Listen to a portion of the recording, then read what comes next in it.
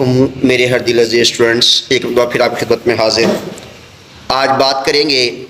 کہ 16 نومبر 1988 کو election allows کر دیے گئے اور بے نظیر کی ٹرک جو تھی وہ کام کر گئی، اور بلاول بھٹو جو ہیں وہ ستمبر کے مہینے میں پیدا ہو گئے اور بے نظیر کو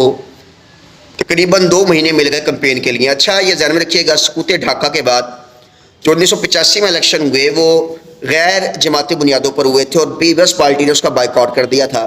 مگر اس مرتبہ یہ پہلی مرتبہ تھا کہ الیکشن جو تھے سقوط ڈھاکہ کے بعد جماعتی بنیادوں پر ہو رہے تھے۔ اب اس کے اندر مین سچویشن یہ تھی، یا تو بھٹو کے حق میں یا بھٹو کے خلاف۔ اب اس کے اندر بے انتہا کام کیے گئے، پی پی پی کو نقصان پہنچانے کے لیے باقاعدہ طور پر کردار کشی کی گئی، یہاں تک کہا گیا کہ بے نظیر جو ہے وہ پاکستان کا جو اٹامک پروگرام ہے اس کو روکنا چاہتی ہے۔ یہ کہا گیا کہ بے نظیر جو اینٹی پاکستان ہے، بہت سارے معاہدے کر لیے گئے پاکستان نقصان پہنچانے کے لیے۔ بے نظیر کے بارے میں جو کچھ کہا جا سکتا تھا کہا گیا، یہاں تک کہ ان کی کردار کشی کی گئی۔ لیکن جو ہم نے جہاں پر یہ دیکھا کہ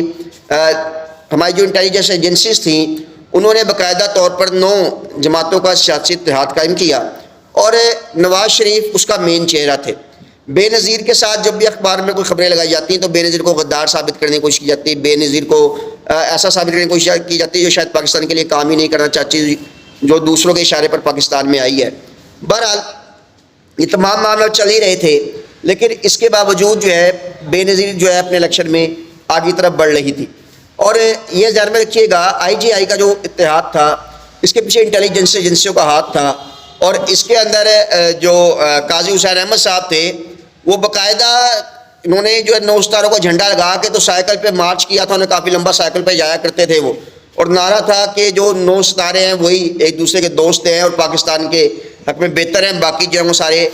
جو ہے وہ خلاف ہیں پاکستان کے۔ تو یہ سسٹم چل رہا تھا۔ اس کے بعد کیسے کردار کشی کی گئی، اس کے بعد جو ہوائی جہاز ہے اس سے کس طرح کے پمفلٹ پھینکے گئے اور کون کون سے الزامات لگائے گئے اور کس طریقے سے جو ہے بے نظیری کردار کشی کی گئی، کس طریقے سے الیکشنز کے اوپر اثر انداز ہونے کی کوشش کی گئی، اس بارے میں انشاءاللہ ضرور بات کریں گے۔ لیکن آج تک کے لیے بس اتنا ہی، فی امان اللہ۔